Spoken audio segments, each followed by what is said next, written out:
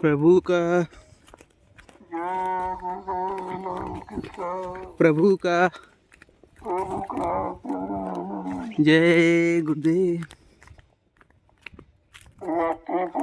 संग्राम सेवा कर रहे हैं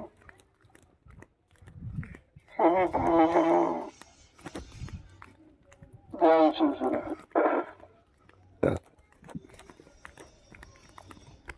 ये सेवा जो आप कर रहे हो हिंदुस्तान में कोई नहीं करता। इस सेवा के बारे में किसी को मालूम नहीं। इस सेवा का मतलब क्या है, जीवन से क्या कराई जाती है, जीवन को कौन सा लाभ मिलेगा, ये जीवन को नहीं मालूम, क्योंकि किसी ने कभी की नहीं है। अगर की होती तो जानकारी होती। तो कलयुग में जब संत पधारे उन्होंने जीवों के अनंत जन्मों के कर्मों की अदायगी के लिए इस सेवा को रखा है, क्योंकि ये सेवा निजी स्वार्थ की नहीं है। जो प्रेमी सेवा कर रहे हैं उनको मैं नहीं मालूम नहीं कि हम क्यों कर रहे, केवल इतना जानते कि हमको आदेश मिला है। आदेश समझ कर सेवा करते हैं, उनका कोई स्वार्थ नहीं है।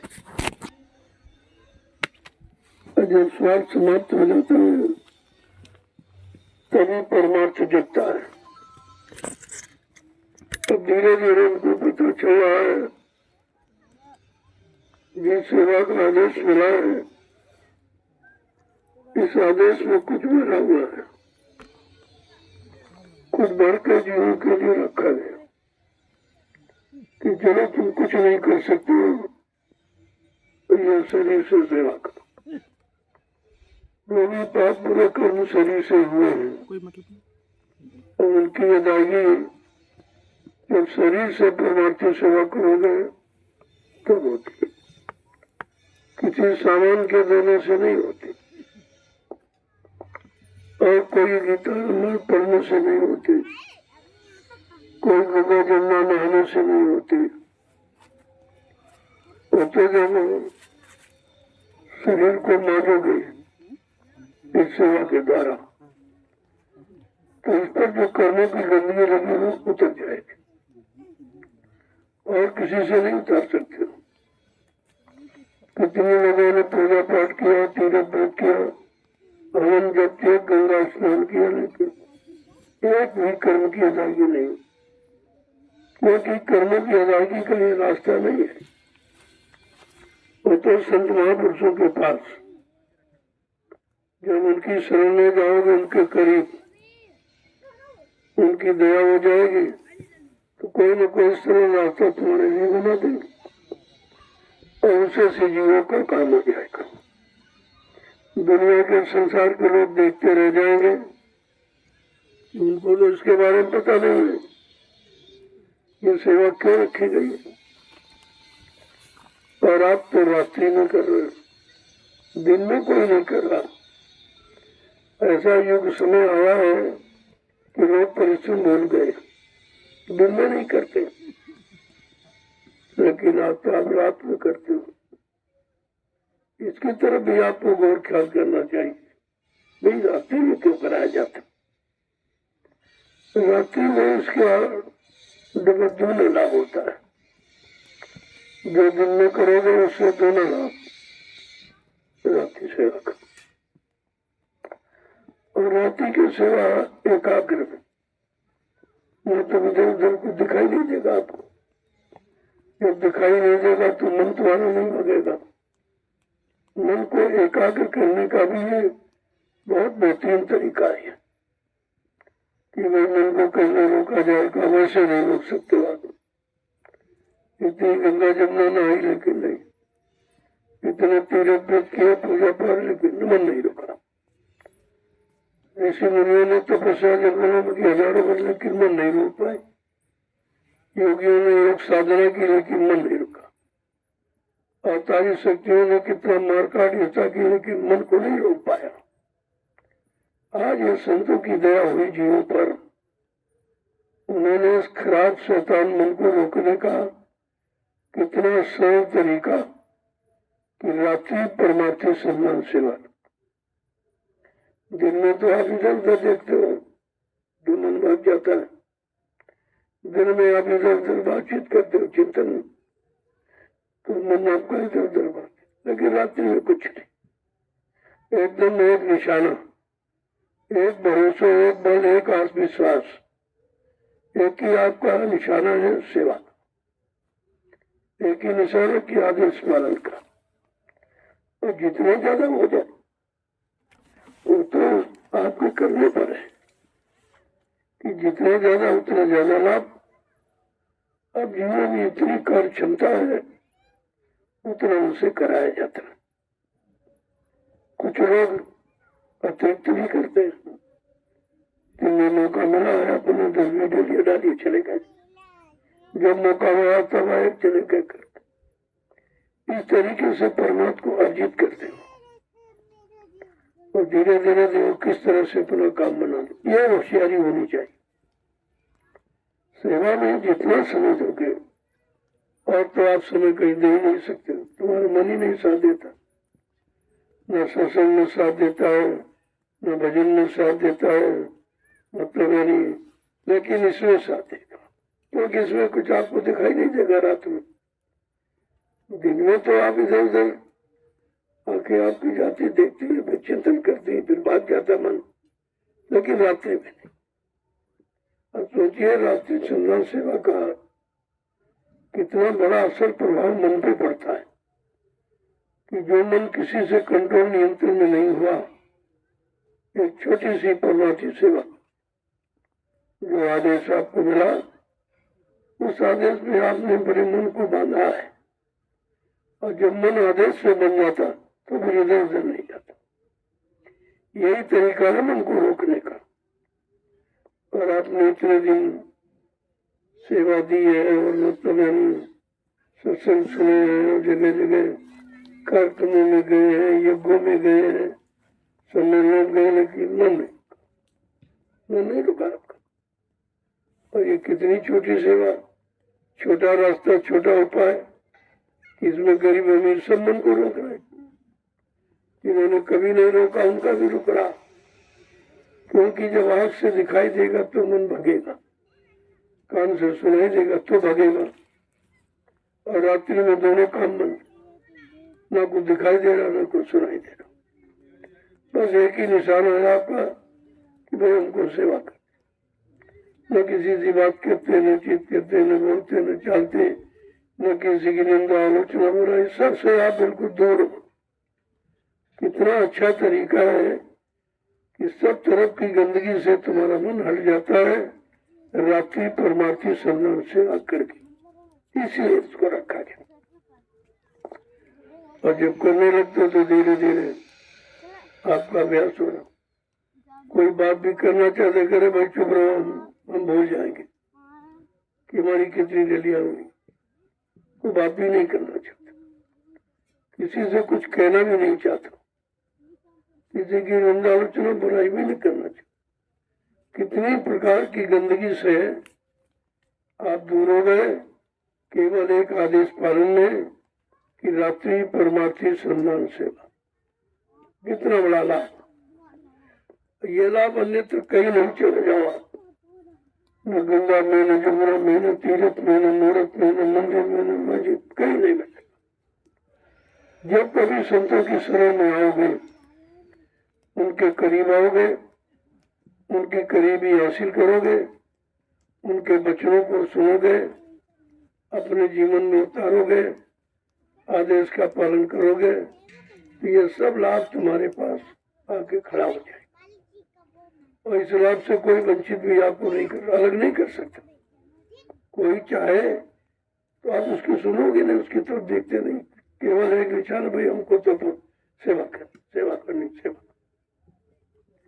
इस सेवा के बारे में संतों ने कलयुग में इसका महत्व बनाया कि सबसे सेवक धर्म कठोरा, ये सेवा करना, आदेश पालन करना, हुकुम आदेश को मानना, वचनों को मानना, वचनों पर चलना का ये सबसे कठिन है।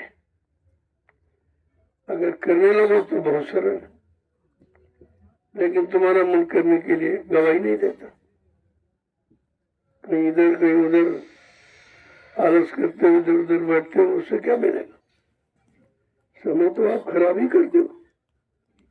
और वही समय अगर इधर आदेश पालन में लगा दो तो आपको लाभ मिल जाए। तो हमेशा लाभ के बारे में सोचना चाहिए।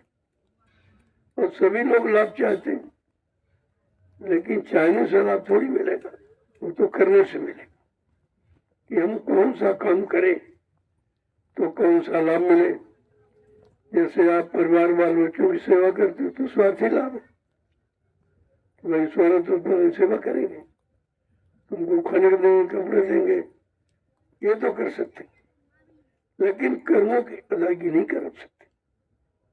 तुम्हारी जीवात्मा को जगा नहीं सकते, तुम्हारे मन को कंट्रोल नियंत्रण में नहीं कर सकते। ये काम केवल परमार्थी संतान सेवा में। तभी आज ये नैमिषारण्य की पावन पवित्र भूमि पर, जहाँ 88,000 ऋषियों ने तपस्या की, उस भूमि का चुनाव किया गया कि भाई किस भूमि पर यह परमार्थी संतान सेवा सफल हो सकती। तो जमीन तो हिंदुस्तान में बहुत है, लेकिन वहां ये काम नहीं होता। कहीं चले जाओ, चाहे धार्मिक स्थल हो, चाहे राजनीतिक स्थल हो, चाहे सामाजिक पारिवारिक कोई हो, लेकिन ये सेवा का जिक्र कहीं नहीं होता और कोई करता भी नहीं, क्योंकि किसी को मालूम नहीं है। अब धीरे धीरे ये नैमिषारण्य की पावन पवित्र भूमि सबको बता रही, सबको इशारा कर रही है, क्योंकि ऐसे समय में ये सेवा हो रही कि लोग सोते हैं, काम नहीं करते रात्रि में, और ये सीधा प्रसारण हो रहा है। यहाँ से सारे विश्व के लोग देख रहे हैं कि कैसे लोग हैं, कैसी वो भूमि, कैसा वो स्थान है पावन पवित्र, जहाँ पर लोग ऐसी विचारधारा के, ऐसे परमार्थी विचार के, परमार्थी सेवा करने की भावनाओं में दृढ़ मजबूत हो गई और ये रात्रि में कर रहे हैं। तो ऐसा नहीं लोगों पर बड़ा प्रभाव पड़ रहा। अब उनके पास की बात नहीं है तो बेचारे नहीं समझ पाते, और जब तक आएंगे नहीं तब तक समझ में आएगा नहीं। क्योंकि जब सत्संग में आओगे, उनके करीब आओगे, उनके इस अभियान को देखोगे कि लोग किस तरह से दृढ़ता मजबूती के साथ विश्वास करके सेवा में टिके हुए और रात दिन करने के लिए तैयार रहते, तब लोगों में परिवर्तन की भावना होती कि हमको भी अपने विचारों में परिवर्तन करना चाहिए, हमको भी इस सरल काम में लगना चाहिए। क्योंकि जब इतना बड़ा लाभ है, ये तो लाभ दान पुण्य से किसी में नहीं मिला। लोगों ने बहुत साधन किए, शरीर को तपाया, शरीर को सुखाया और शरीर को कष्ट दिया, लेकिन लाभ नहीं मिला। क्योंकि शरीर से लाभ, तो शरीर को कष्ट देने से लाभ थोड़ी मिलेगा, तो शरीर बेकार हो जाए। इसको कष्ट नहीं देना है, इसको विषय भोगों से अलग रखना। ये बीमारी है, ये बीमारी से अलग रखोगे तो शरीर स्वस्थ रहेगा, फिर आप सेवा कर सकोगे। पहली बात तो बीमारी का कारण समझो कि आपकी संग सोबत ठीक है, लोगों के बीच में रहना, उठना बैठना, बोलना चलना ठीक है, क्योंकि जैसे लोगों के साथ रहोगे वैसे तुम्हारे भाव विचार बनेंगे। अगर तुम कामी के साथ रहो तो काम जागेगा, रोक नहीं पाओगे। और क्रोधी के साथ रहोगे, धीरे धीरे क्रोध तुम्हारे में आने लगे। लोभी के साथ रहोगे, अहंकारी के साथ, तो भी तुम्हारे अंदर आवाज। इसलिए संगत का असर बहुत पड़ता है। अब संगत तो इस समय बहुत खराब, कोई ऐसा ही नहीं अच्छा जो तुमको अच्छे काम की तरफ ले चले। अच्छाई की तरफ मोड़े, सब बुराई में जुटे पड़े हैं, निंदा आलोचना में उसी तरफ तुमको मोड़ना चाहते। लेकिन जब संतों के वचनों को सुनते हो तब उनको धीरे धीरे अपने पर बड़ा मतलब दुख होता कि हमने बड़ा गलत किया। यही काम हम इसी शरीर से इसी समय में अपने लाभ का कर सकते थे, और न जानकारी के कारण जानकार मिले नहीं संत महापुरुष, तो हम सब बुराइयों में फंस गए, अच्छाई की जगह बुराई में फंस गए। मतलब जो काम करना चाहिए तो उससे तो दूर हो गए, जो नहीं करना चाहिए उसी में फंस गए। इसलिए महात्मा ने कहा भाई क्या करना था, क्या लागे कर्म, मैं यही है चंबा भारी का। मुझे बड़ा आश्चर्य होता है कि मानव अनमोल पंचभौतिक शरीर किस काम के लिए मिला और किस काम में आपने लगा दिया, और लगा ही नहीं दिया, खराब कर दिया, कमजोर कर दिया उसे। बिना सत्संग विवेक न हो, कहते भाई बिना सत्संग के बुद्धि में विवेक ज्ञान हो ही नहीं सकता। कितनी किताबें पढ़ डालो, कहीं कितना धन खर्च कर डालो, कहीं समय नष्ट कर दो, लेकिन ये लाभ नहीं मिलेगा। वो तो लिखा सत्संग फल पेखी तत्काला, संत महापुरुषों के सत्संग का फल तत्काल मिलता है, उसमें वो उधार नहीं होता। उधार सौदा उनके यहाँ नहीं लग सकता। 1 मिनट की करो, मिनट की मजदूरी लो, 2 मिनट का करो, 2 मिनट की मजदूरी लो, जितना करो उतना। उसमें न कोई बंटवारा कर सकता, न कोई कटौती, न कोई चुरा सकता। अब आप ये सेवा कर रहे हैं, उसको कौन बंटवा सकता, कौन छीन सकता? इसमें किसी का जोर नहीं चलेगा। ऐसा संतों ने रास्ते का चुनाव किया है, इसमें कोई तुम्हारी किसी तरह की हानि नहीं कर सकता, बशर्ते उसकी तरफ देखो मत, उनकी तरफ जाओ मत, उनकी संसर्ग सोबत से अलग रहो, तो आप पर उनका असर नहीं पड़ेगा। इसीलिए तो संगत गुणानो संगत गुण जान, दाक वास मिश्री एक भूमिका। जैसे कि बांस में और मिश्री को लपेट दो तो भाव दोनों का एक ही रहता, उसी भाव में बांस, उसी भाव में मिश्री। ये संग का लाभ है कि मिश्री के साथ बांस ने साथ किया तो उसकी कीमत उसी बराबर हो गई। ऐसे अगर संत महापुरुषों से अपना संबंध बनाओगे, उनके वचनों के अनुसार जीवन को चलाओगे, तो ये सब लाभ तुम्हारी झोली में बगैर मांगे आ जाएगा। वहां मांगने की जरूरत नहीं, करने की जरूरत। तो आपने जब करना शुरू किया, वैसे तो आप घरों में करते ही हो, लेकिन वो सेवा परिवार बाल बच्चों की है, उससे परमार्थी सेवा नहीं है। परमार्थी सेवा तो संतों के दरबार में है, क्योंकि परमार्थ के कारण साधन धरा शरीर, उनका पंचभौतिक शरीर का धारण करना दूसरे की भलाई के लिए होता है।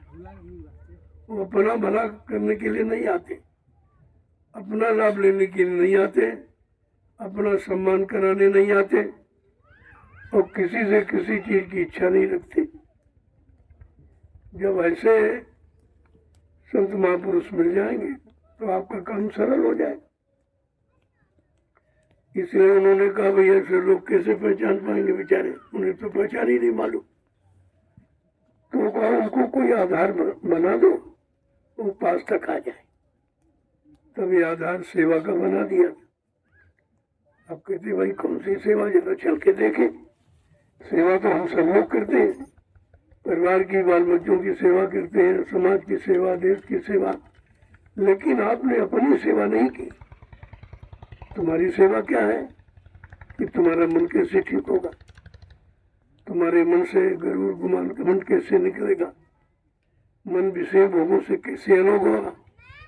ये मन को जो बीमारी लगी है, इस बीमारी से मुक्त कराने का एक ही उपाय है, वो संतों की शरण। और उनकी शरण में गए तो वो ठुकराते नहीं, आए शरण तजो नहीं ताई, तुमको मौका देते। अब लगातार गलती करो, फिर लगातार गलती, तो फिर उसका तो कमाया तो आपको कुछ न कुछ भुगतान कराया जाता। नहीं कराएंगे तो आप मानोगे नहीं, रोज गलती करते रहोगे तो कुछ न कुछ तो आपके लिए छोड़ के रखा जाता है कि भाई आपने किया है, चलो 40% किया तो 39% माफ हो जाएगा, 1% रखा जाए ताकि दोबारा गलती न करें, दोबारा आप बुरे कर्मों की तरफ न जाए, बुरे खान पान में न जाए, बुरे लोगों की संग सोबत में न जाए, ये जरूरी है। अब तुमने जैसे संगत की वैसे तुम्हारे पर असर प्रभाव पड़ गया।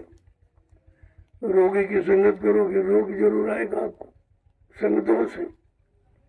भोगी की संगत करोगी, भोग भांगना जगेगी, और योगी की संगत करो तो योग क्या विचार आ जाएंगे, अच्छे सब विचार। तो इसलिए ये कलयुग में संतों ने रास्ता निकाला कि भाई कलयुग का जीव सबसे कमजोर है, सबसे गंदा है, तो इसको कैसे साफ किया जाए। और जो साधन पहले के युगों के, उससे तो अच्छे लोग नहीं साफ हो पाए। ऋषि मुनि मतलब तपस्या करके अपने मन को नहीं साफ कर पाए, उनका मन गंदगी से अलग नहीं हुआ। और प्रमाण है कि सिंह ऋषि पर 1 मिनट में चले, 1 सेकंड में जी 60,000 वर्ष की तपस्या एक क्षण में चली गई, क्योंकि उस समय उनकी संभाल करने वाले संत महापुरुष नहीं थे।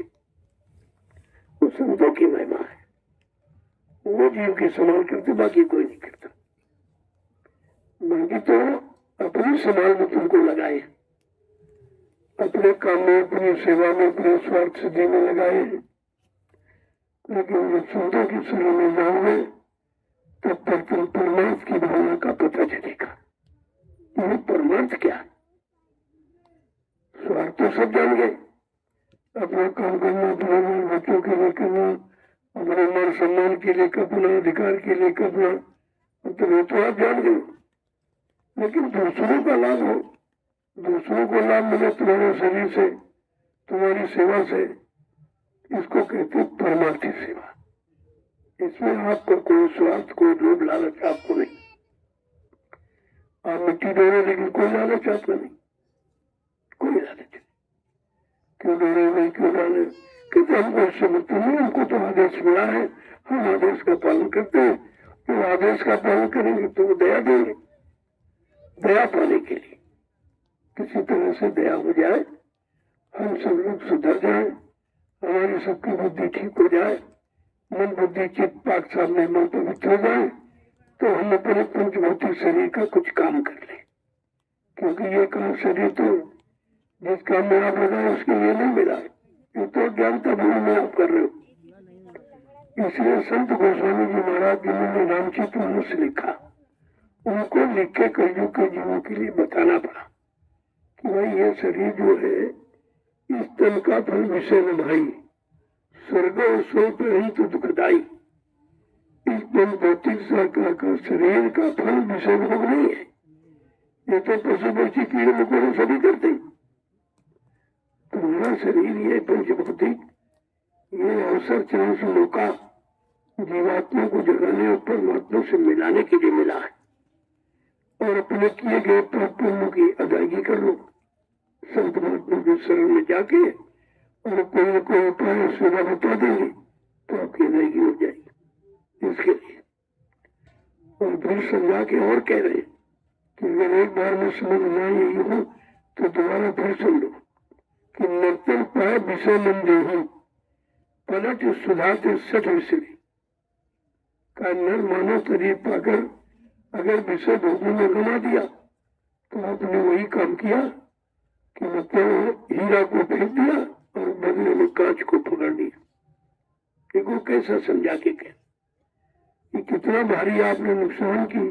हीरा जन्म अनमोल है, कोरी बदले जाए, ये मुलक है, ये मांगे नहीं मिलता है, ये हर हमेश नहीं मिलता है।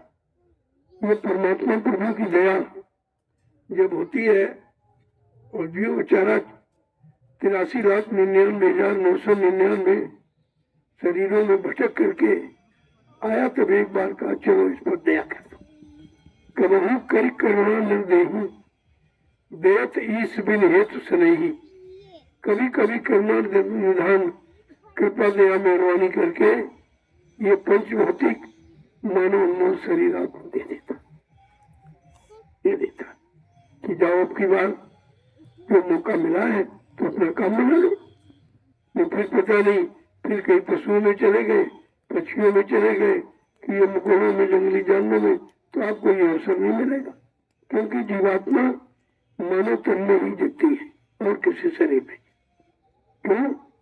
कोई शरीर एक तत्व का, कोई दो तत्व का, कोई 3 तत्व का, कोई 4 तत्व का, लेकिन मानव पंचभौतिक शरीर 5 तत्वों से परिपूर्ण है। इसलिए 5 नाम की साधना वो कर सकता और किसी शरीर से नहीं।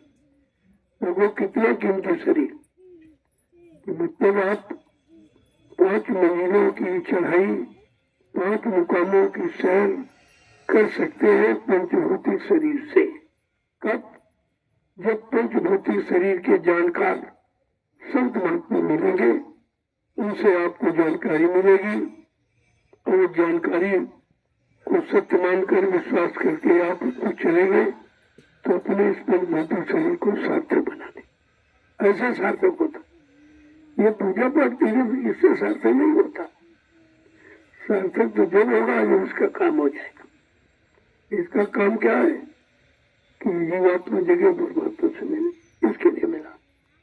अब ये नहीं पता कि जीवात्मा जगाने वाले कौन है, क्या ऋषि मुनि है, क्या योगी ब्रह्मचारी है, क्या अवतारी शक्तियां हैं, क्या ज्ञानी विज्ञानी, कहते नहीं।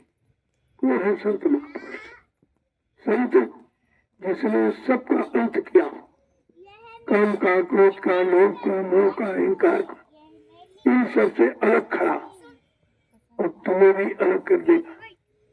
अगर तुमने उसकी बात को मान लिया, उनके वचनों को समझ लिया और उस पर चल पड़े तो तुमको भी अलग कर देगा। ये उनका काम है, ये सृष्टि में और किसी का काम नहीं।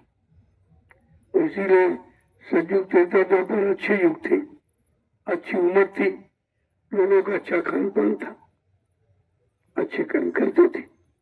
लेकिन ये मानव शरीर को सार्थक बनाने वाले संत महापुरुष नहीं आए थे। उन्होंने कलयुग में आना पसंद किया, अच्छे युग में नहीं आए। क्यों? जिनका कोई सहारा नहीं होता, कोई रक्षक, कोई संभाल करने वाला नहीं होता, कोई हमदर्द नहीं होता, उनके लिए आते, उनको सहारा देने के लिए आते और सहारा देकर खड़ा करते, धीरे से आपको और धीरे से चला करके मंजिल तक पहुंचा देते। बशर्ते आपको करना कुछ नहीं, केवल आदेश पालन कर। जो वो कहे, जो गुरु कहे करो तुम सोई, लेकिन मन के कहे चलो मत करो। तुमने 3 युगों से मन का कहना माना, आज भी फंसे पड़े, फंसते चले जा रहे हो। अगर कहते तो ऐसा करो, तुमने मन का कहना मान के देखा, नहीं निकल पाए, फंसते चले जा रहे हो, तो जरा सतगुरु का कहना मानो, जो तुम्हारे लिए आए, तुम्हारे मन को पाक सामने में पवित्र बनाने आए, तुम्हारी जीवात्मा को जगाकर परमात्मा से मिलाने आए, जरा उनका कहना मानो। तो उन्होंने स्पष्ट कहा कि सतगुरु कहे करो तुम सोई और मन के कहे चलो मत कोई। बस केवल इतना काम।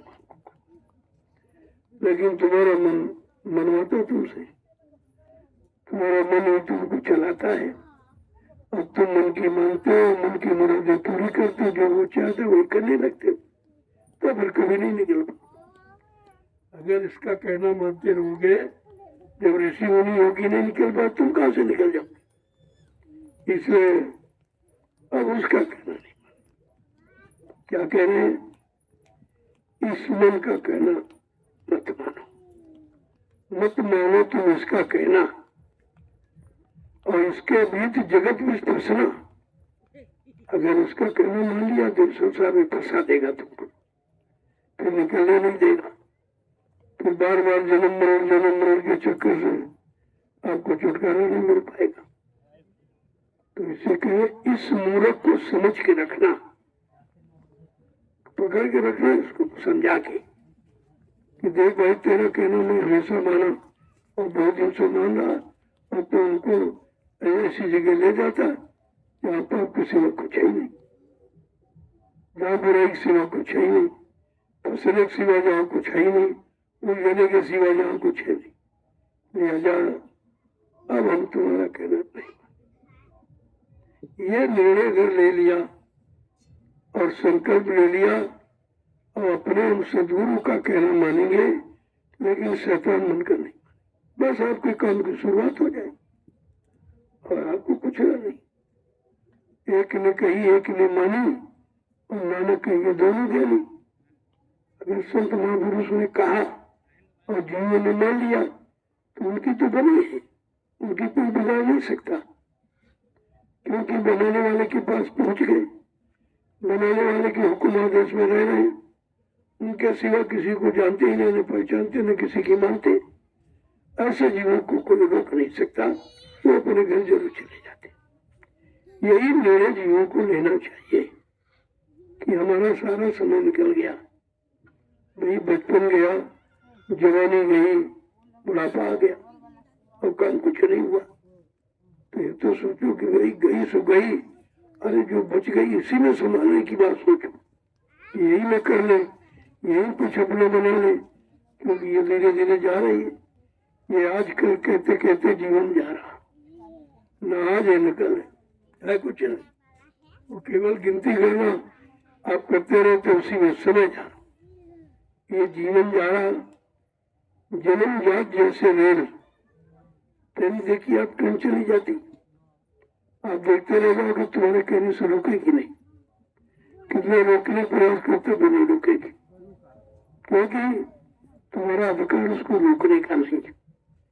अगर तुम उस पर बैठना सीख जाओ तो वो तुमको तुम्हारी मंजिल पर पहुंचा देगी, इतना काम तो कर देगी, लेकिन तुम उसको रोक नहीं सकते।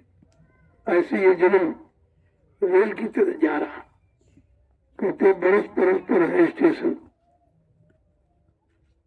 जो बरस में हम 3 साल के हो गए, 3 साल के हो गए, क्योंकि ये तो स्टेशन है, बरस बरस पर है स्टेशन, और मास मास पर मेरे जन्म जात जैसे महापुरुषों ने बड़ा शोध करके वचन उच्चारण किए हैं कि बिना पढ़ा भी पढ़ जाए, बिना पढ़ा समझ जाए, क्योंकि भगवान प्राप्ति में कोई पढ़ाई लिखाई की जरूरत नहीं है, उसमें कोई डिग्री डिप्लोमा काम नहीं करता, उसमें कोई धन दौलत सामान की भी आवश्यकता नहीं होती।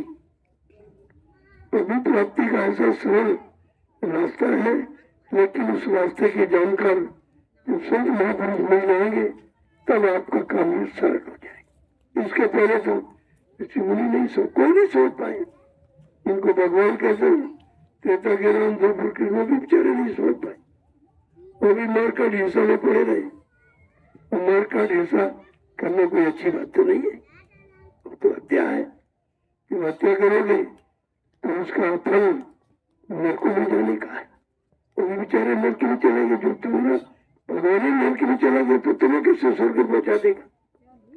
अब लोग बेचारे जानते नहीं, तो मर गए कैसे स्वर्गी, सब स्वर्गी पहुंचा दिया सबको, केवल कहने में। अरे स्वर्ग जाने की भी साधना है, वो तो आपने की नहीं कुछ, तो स्वर्गी कैसे। और आपकी सच्ची साधना सत्य जाने की होनी चाहिए, क्योंकि ये वर्ग स्वर्ग तो बीच में, यहाँ पुण्य करके वहां जा सकते हो, लेकिन पुण्य का जब खजाना खत्म हो तो पहला को ढकेल देंगे जा नीचे, फिर पुण्य करके वहां पे ढकेल दिया, फिर पुण्य। तो कहने का मतलब स्वर्ग तो दुखदाई, इस स्वर्ग में जाने पर भी दुख नहीं गया, जन्म मरण का चक्कर नहीं खत्म हुआ। इन बातों को बड़े गौर ध्यान से सुनना और समझना चाहिए। अब आप देखो, आपको सत्संग में मिला, इसके पहले आपने कभी नहीं सुना, और सुना होगा तो आपको याद नहीं। सत्संग भी आपको मिला, सेवा भी आपकी चल रही, दोनों काम आपके हो। वैसे 2 काम एक साथ नहीं कर सकता, लेकिन ये रात्रि परमार्थी संज्ञान सेवा का गुण है कि आप बोलो क्योंकि मन तुम्हारे इधर दिखाई नहीं को देता तो जाएगा कहाँ? जब आंखों से दिखाई देगा, कानों से सुनाई देगा, तभी मन बनता और रात्रि में सब बंद है। इसलिए सत्संग आप सुन रहे हो, सेवा भी करते हो। ये दो लाभ है रात्रि परमार्थी संज्ञान सेवा का, जो लोग जानते ही नहीं और न किसी ने आपको जनाया है। और जनाने वालों के पास आप जाते नहीं, जो उलझे हैं फंसे हुए पास जाते हो तो पकड़ कर तुमको उलझा देंगे, फंसा देंगे वो। जय गुरुदेव, जय गुरुदेव, जय गुरुदेव। देखो प्रभु, कल मैंने आपकी एक छोटी सी परीक्षा ली थी। मैंने 5 डिग्रियां कहा था तो आपने डाली। वो तो तुम्हारे अपनी आपने डाली, हमारी तो डाली नहीं। हमारी नहीं डाली, अपनी डाली थी। तो कहने का मतलब आप बच्चों बोल जाते हो कि आदेश क्या हो रहा। अरे भाई हमारे भी तो कुछ न कुछ कर्तव्य है और हम भी चाहते कि कुछ सेवा करें। हम जब करेंगे तो आपसे करवा सकते हैं। हमने किया है, अपने समय में बहुत किया, लेकिन अब सभी सेवा के लायक नहीं रहा। कमजोर भी है और बूढ़ा भी है। इसलिए अपने को मैं आपसे जोड़े ही रहता हूँ कि भाई अपनी डालो, हमारी भी डालो। ये साथ पाया तो साथ बना रहे, लेकिन आप इशारा समझे अब बातें हो। कल मैंने नहीं कहा तो पूछी डाल के हमें बंद कर दिया। आपको करना चाहिए भाई 5 तो क्यों डाली, 5 मानी की डाले गए। तब तो हम समझते कि आप आदेश पालन करना सीख गए, बच्चों को सुनना सीख गए आप, लेकिन नहीं। कल देखो आप फेल हो गए, नहीं आप कर पाए। सेवा तो करते हो, लेकिन सेवा का तरीका क्या है, सेवा का मतलब क्या है, किसको सेना है, किसको यानी पालन करना है। सेवा माने पालन करना, वचनों को पालन करना। उनको सेवा, वचनों को पालन करो, ये दोनों चीजें आपके सामने थी। तो कल मैंने इसीलिए इसको छिपा के रखा था कि भाई देखेंगे ये लोग अपनी तरफ से कुछ जान पाए कि नहीं जान पाए। इतने दिन सेवा करने के बाद भी आपने हमको कल अलग कर दिया और अकेले आप रहे। तो अकेले आप क्या कर सकते हो, क्या कर सकते हो? लिखा तो ये महात्माओं के साथ में रखो तो तुम्हारा काम सरल हो जाएगा, क्योंकि वो भी कुछ करेंगे, उनकी भी ड्यूटी है, उनका भी कर्तव्य। ऐसा नहीं है कि बैठे रहते, वो निरंतर जीवों के लिए ही सोचते रहते हैं। उनका अपना कोई काम ही नहीं। वो अपने किस काम के लिए आए हैं, वो जीवों के लिए आए हैं और जीवों के लिए निरंतर सोचते हैं कौन कौन सा सरल उपाय इनको साथ जोड़ा जाए ताकि ये कर सके। कठिन तो आप नहीं कर पाओगे, तपस्या आपकी बस की नहीं है, संयम आपके बस का नहीं है, साधना आपके बस की नहीं है, लेकिन सेवा तो बस की है। और उससे भी अगर आप चूक गए तो फिर चरण से जाओ, फिर आपको निकलना बड़ा मुश्किल हो जाएगा, क्योंकि निकलने का और कोई रास्ता है नहीं। और आज तक जो तुमको लोगों ने बताए वो भी रास्ते फंसने के थे। कोई पूजा करके पूजा में फंस गया, कोई तीरथ में जाके वहां फंस गया, कोई पानी में फंस गया, कोई पत्थर में फंस गया, कोई कागज में फंस गया। निकला कौन? ये तो सब फंसने के कारण ने रास्ते बनाए थे। और काल के रास्तों में फंसने वाला कभी दयाल को समझ नहीं सकता, दयाल के लाभ को नहीं ले पाएगा। जय गुरुदेव। तो आपने दिन में भी सेवा की है, मेहनत करते हो। मेहनत इसीलिए करते हो समय थोड़ा जल्दी से निकल चलो, क्योंकि कर्मों का ढेर बहुत बड़ा है, बहुत पुराना है, कितने जन्मों का है। जब कुछ अतिरिक्त सेवा करोगे तभी कोई अदा हो पाएगा, लेकिन फिर भी कम से कम आपको सेवा बताई जाती है ताकि तुम्हारा उत्साह न खत्म हो। तुम्हारा दिल टूट जाए, मन टूट जाए कि बहुत सेवा बता दी, कैसे करे कैसे, तो धीरे धीरे धीरे धीरे धीरे थोड़ी थोड़ी करते करते करते करते समय तो लगेगा, लेकिन काम हो जाएगा। काम नहीं रोक सकता। अब जब थोड़ी करो तो भी समय लगेगा, बोझा ज्यादा है और उतरता कम है। कितने जन्मों का लदा है। मान लो दो 250 डलिया आपने डाल दी तो कितना उतरा, तो मतलब 100 ग्राम भी मुश्किल से उतर पाया। लेकिन क्योंकि आप आदेश में कर रहे हो इसलिए पूरा उतर सकता। दया में कौन सा ऐसा जो कम नहीं हो सकता। दया तो पल में क्या नहीं कर सकती, लेकिन दया भी सोच समझ के की जाती। क्योंकि अगर दया से कर दिए तो ये लापरवाही हो जाता, कहता तो दया हो गई, क्या जरूरत करने की, फिर आप गंदे करना और करने लोगों। इसलिए कुछ न कुछ दंड रखा जाता। कोई बीमारी है, कोई परेशानी है, कोई दुर्घटना है, कोई और है, ये सब इसीलिए दंड विधान है। ये कुछ चोट खा करके कुछ शरीर के कुछ अंग टूट फाट गए, कुछ मतलब बीमारी से ऐसे इससे भी करता है। जब रात दिन कटेगा तब अदा होता है। यह सेवा करके आप नहीं अदा कर सकते। कोई बीमारी दी गई, जो अच्छे साधक है और वो साधना करते हैं और उनकी बीमारी आ गई तो बीमारी जीवों को दे दी जाती है। भाई तुम उनकी बीमारी दो और तुम्हारे बदले वो भजन करेंगे, साधना करेंगे। तो ये कर्मों की अदायगी केवल संत दरबार में होती और कहीं नहीं। क्योंकि कोई कर्मों की अदायगी नहीं कर सकता कि पैसा दे करके तुम्हारे कोई कर्म ले ले और मतलब यानी तुम्हारा पुण्य के दान करा के कोई पाप कर्म काट, ये विधान नहीं है। तो सब मनमुखी विधान है। ये जो जानते नहीं ज्ञानी जी ये भटके लोगों को भटका दे देते, ये दान करो, ये पुण्य करो, ऐसे करो, वो ये सब कुछ नहीं। बुरे कर्मों की अदायगी दान से नहीं होती है। बुरे कर्मों का फल अलग और अच्छे कर्मों का फल अलग, दोनों का फल। काल ने न तिनकर बहता, संतों ने इसीलिए साफ साफ कह के बतला दिया कि कहीं जीव धोखे में न रह जाए। रामचरित मानस कहती है काल ने न तिनकर बहता और शुभ अशुभ कर्म फलता था। क्या कह रहा काल भगवान कि मैं महाकाल के हुक्म से काल नगरी में आया हूं। अकाल की नगरी वाले जीवो तुम मेरे भाई हो, लेकिन भाई मैं तुम्हारे किसी पाप गुण को माफ नहीं कर सकता। यह अधिकार तेरे पास नहीं। शुभाप करोगे उसका फल अलग और पाप करोगे उसका फल अलग। ये दोनों का फल आपको भुगतान करना पड़ेगा। इन दोनों कर्मों के फल की अदायगी का अधिकार केवल संत महापुरुषों को है और वो कलयुग में आएंगे।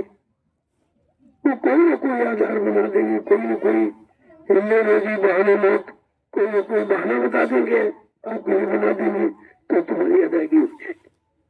लेकिन कलयुग के सिवा किसी युग में कर्मों की अदायगी का कोई विधान नहीं है। भगवान राम आए लेकिन अपने पिता को माफ नहीं किया। देखिए कर्मों की अदायगी का कि उसे धोखे में समर्पण की हत्या हो गई तो मैंने कहा नहीं भाई मैं ये कर्मों की अदायगी नहीं कर सकता। पिता तो क्या हुआ, तो जैसा कर्म करेगा फल देगा, वो तो आपको फल भोगना पड़ेगा। उन्होंने माफ नहीं किया और कृष्ण ने माफ नहीं किया, किसी ने नहीं माफ किया। माफ करने का अधिकार केवल कलयुग और संत महापुरुषों के, और वो तुमको ऐसे ले नहीं सकते। तुम्हारे पास कोई पहचान नहीं उनकी। उनकी पहचान केवल उनकी दया से हो सकती और कोई पहचान नहीं। तो इसलिए मौका मिल गया तो उसका लाभ ले लीजिए और सब लोगों को उसका लाभ लेना चाहिए। चलो दिन में आप इधर सेवा करते हो, रात्रि में तो सब खाली रहते हो। मैंने तुम्हारा कोई बहाना का आधार नहीं रखा कि आप ये कह नहीं सकते हमारे पास समय नहीं। रात्रि में क्या करते सोने के पहले, भोजन के पहले ये सेवा का विधान इसीलिए रखा गया कि आप कोई बहाना न करो। और फिर अगर अच्छे काम में की शर्म तो उनके फूटे कर्म, बुरे काम में शर्म करनी चाहिए, पाप कर्मों में करनी चाहिए, झूठ बोलने में करनी चाहिए, व्यभिचार कुपचार करने में शर्म करनी चाहिए। उसमें तो आप शर्म नहीं करते हो, सेवा में शर्म। अरे सेवा में शर्म करोगे तो फिर ये शर्म जाएगी कहाँ? इस सेवा का और कोई विधान है? कुछ नहीं। तो इसलिए बहुत सरल। अब इसमें भी लोग छूट जाएंगे क्योंकि आएंगे नहीं।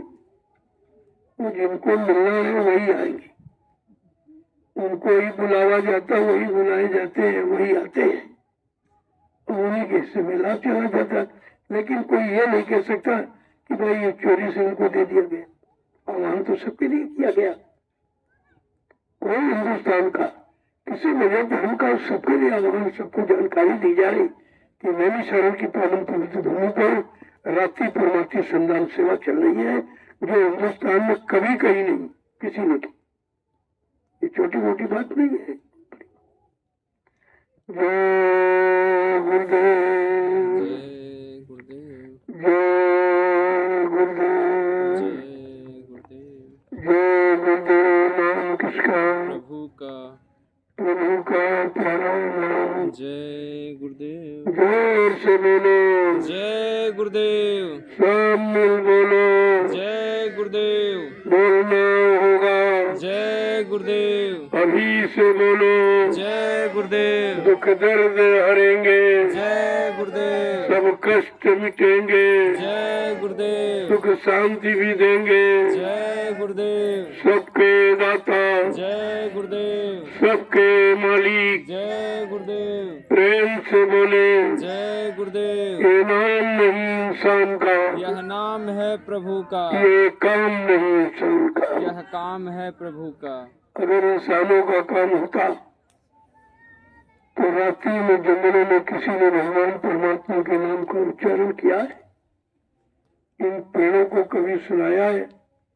इनकी मुक्ति का कारण किसी ने बनाया है? ये काम है और ये काम आप कर रहे हो।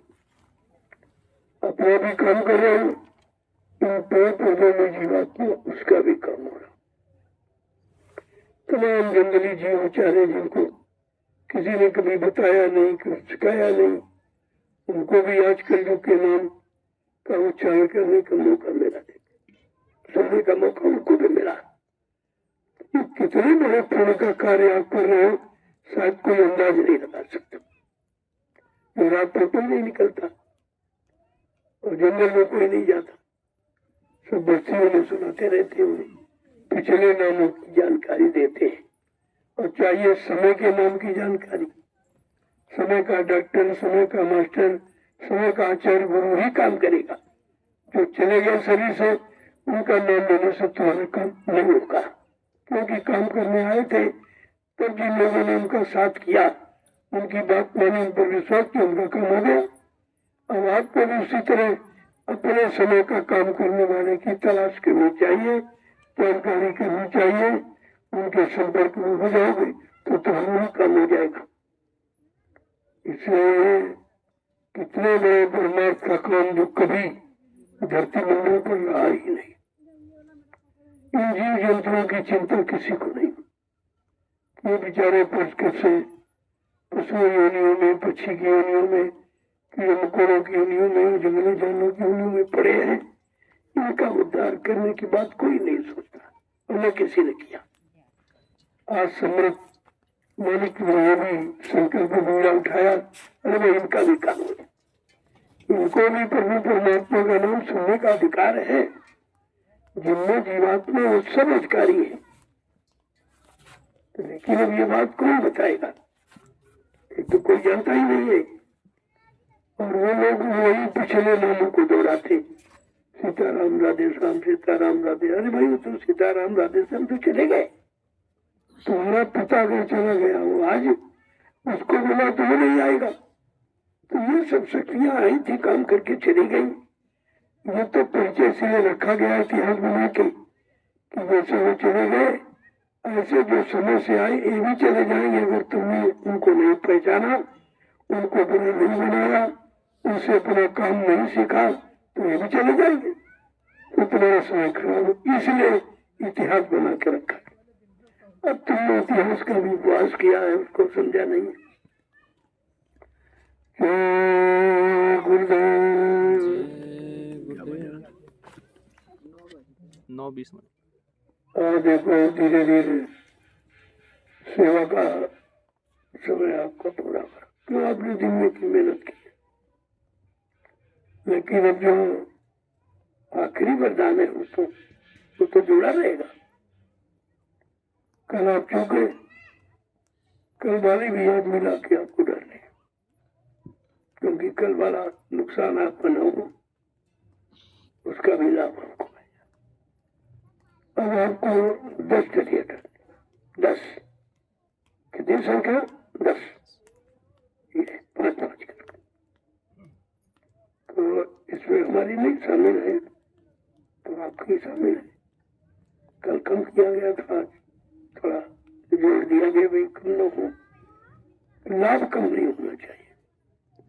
लाभ कम होने में तो मेरा नुकसान है, फायदा नहीं है। अब आपको 10 क्रिया करनी, बस उसके बाद प्रसाद ले लीजिए, फिर पूरे भंडारे में चलो। जय गुरुदेव। चलो थोड़ी तेजी के साथ, उत्साह के साथ इस 10 की संख्या को पूरा करो। कोई न कोई राज है इसमें, ऐसा नहीं है। 10 व्यवस्था तो 10 इंद्रियों से संबंधित है नहीं, इसलिए 10 इंद्रियों को पाक सा निर्मल पवित्र बनाने के लिए 10 की संख्या आपके सामने रखी गई कि 10 दिन आपको डालना। अब ये 10 की पूर्ति भाई से नहीं, खाली नहीं लाओगे, भर के लाओ। जब आपको संख्या निश्चित हो गई दोस्तों, भर के लाओ। आना है, समय उतना देना तो काम पूरा करो। तो जल्दी से इस दलीले की अभियान को पूरा करो, और उसके बाद आज की मेहनत, आज की मजदूरी जो प्रसाद के दिन में उसे अवश्य वो मिल जाए। प्रसाद में जो भी मिल जाए वो तो काम करेगा, काम से मतलब आपको है। आपको साधारण से मतलब नहीं है कि लड्डू है कि पेड़ा है कि बर्फी, ऐसा कुछ नहीं। तुम्हारा काम लड्डू पेड़ा खाने से होता तो बहुत दिन से खा रहे, कुछ नहीं हुआ। तो आप तो प्रसाद खाने से होगा, और प्रसाद की कोई किस्म नहीं होती, जो दे दे मिट्टी उठा के दे दी, राख दे दी, वो प्रसाद बन गया, लोगों का काम हो गया। तो सब पे विश्वास होना चाहिए। जय गुरुदेव।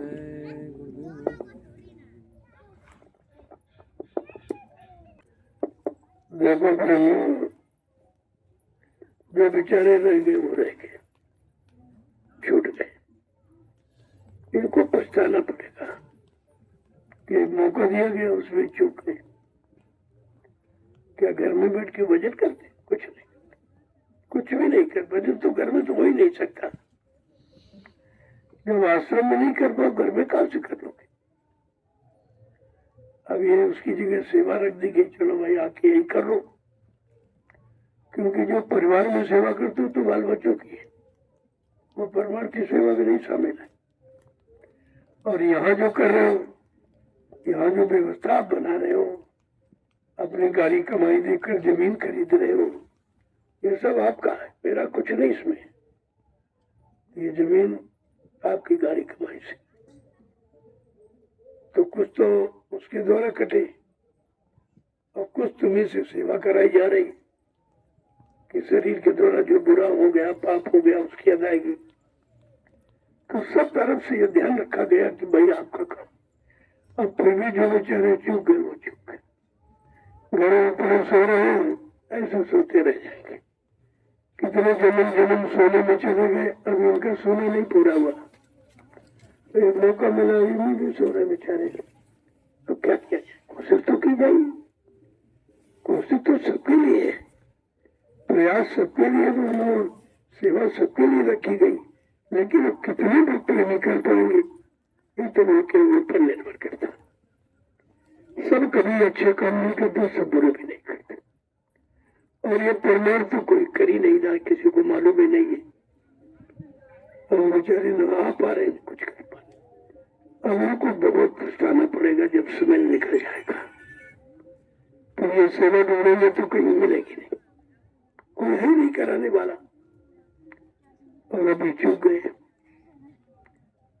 चूकना और चेतना दो काम करते। चूक गए तो 84 और चेत गए तो 84 से बच जाओगे। और रास्ता दोनों आपके सामने रखे हुए। इसीलिए ये सेवा का आधार बनाया गया कि भाई कुछ लोग कहते हैं हम गरीब हैं, कैसे करें। इसमें गरीब अमीरी का कोई मतलब। ये सेवा पैसे रुपए पैसे से नहीं होती, न किसी सामान न कोई दान दक्षिणा देने से होती है। ये तो निस्वार्थ भाव से करने से होती है। अब हिंदुस्तान के लोग देख रहे हैं लेकिन बेचारे समझ नहीं पा रहे हैं। अगर समझ जाए तो इस लाभ से क्या होगा, चित्र जाएंगे।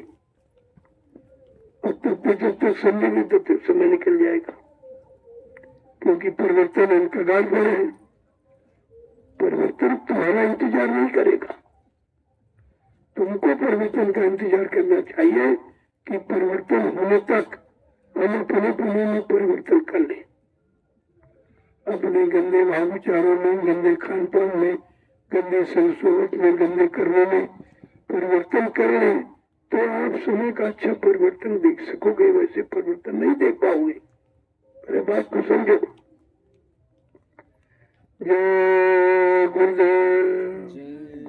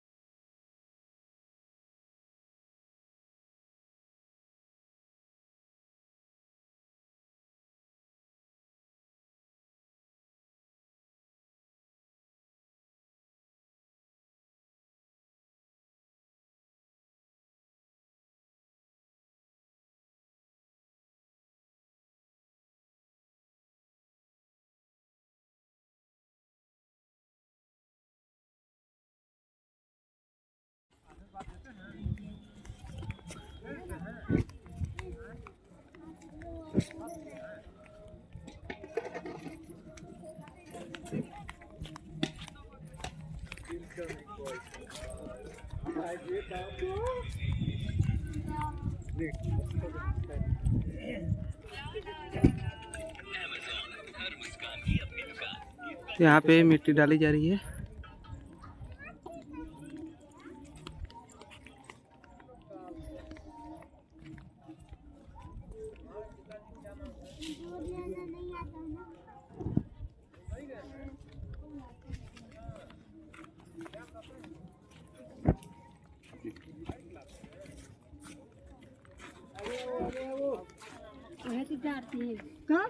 आधे पाधे उल्टी डालती है मिट्टी।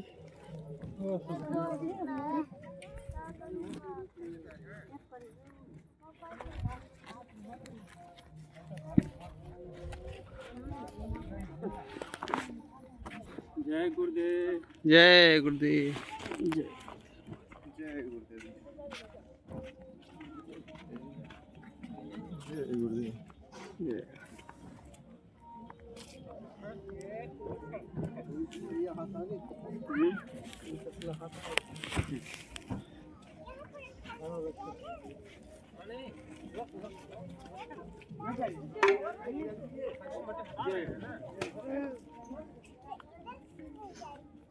जय गुरुदेव। जय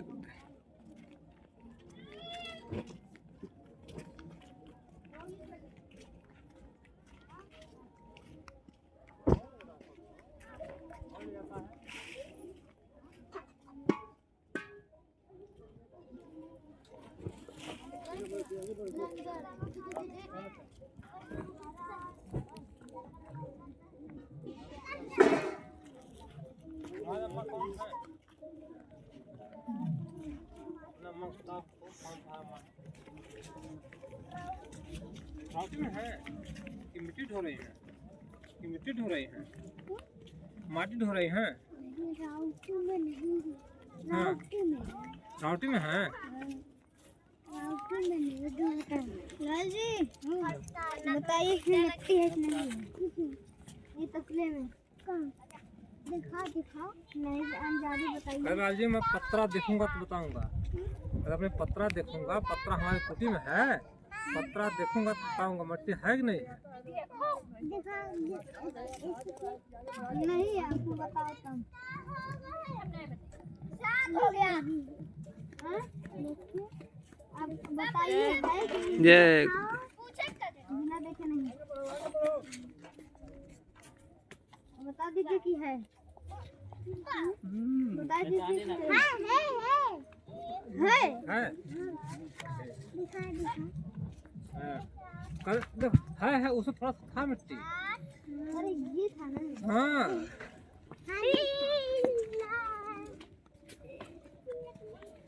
अरे थोड़ा हो चाहे ज्यादा हो, अखन मिट्टी है ना। लड़का ठीक बोल, झूठ नहीं बोलता है।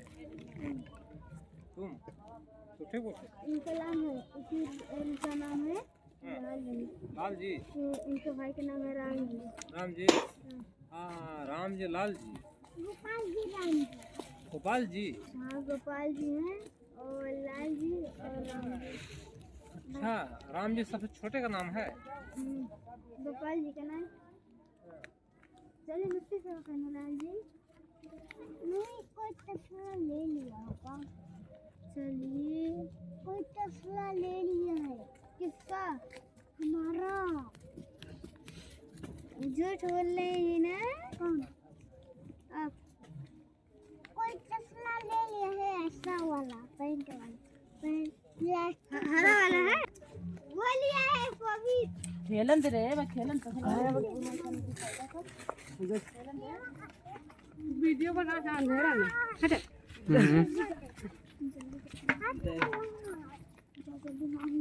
ए माता जी बता दे जा। नहीं सपना ये क्या रास्ते में तुम लोग नौटंकी करके रखे हो?